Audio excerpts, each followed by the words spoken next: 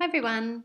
If you've taken the time to make a resource or a page or a game, or perhaps you've found one on the ClassFlow marketplace that you like using or you've adapted to use in your classroom, it's a really good idea to make use of page notes to remind yourself 1 year down the track when you might open your flipchart again, or 2 years down the track when you revisit the topic, that of what to do. So page notes can be found in your browser.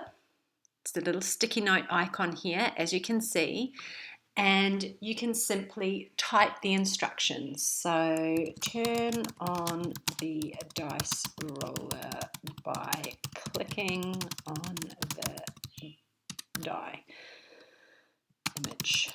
Try and be specific. You'll be surprised how quickly you forget. You think you won't forget, but you forget how you created the game or what you were thinking when you made the game. 2 teams take turns, etc., etc., etc.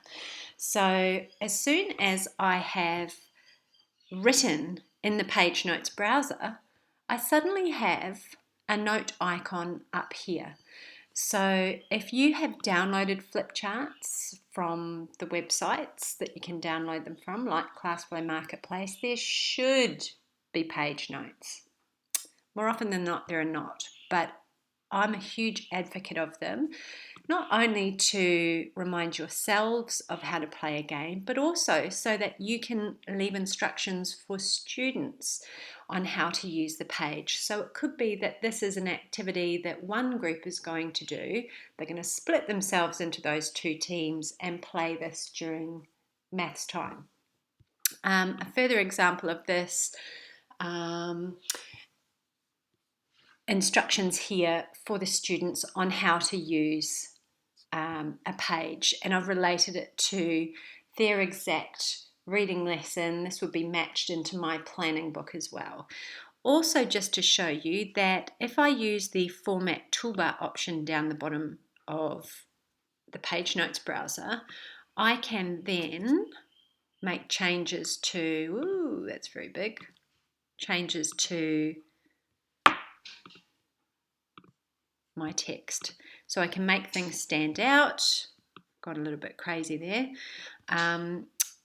And underline things or whatever. Okay, so you can also format your text. If you decide that the page notes someone else has put there are no good, you can edit them. All you need to do is highlight, delete, add your own in there. If you want to get rid of them altogether, you can delete, and you'll notice that when I click out, I no longer have the page notes icon there. Okay, page notes are a really good idea.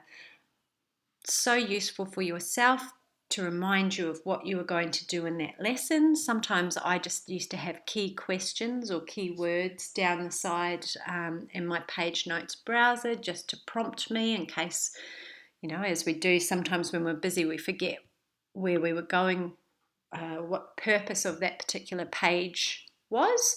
And of course, instructions for students on how to use a page.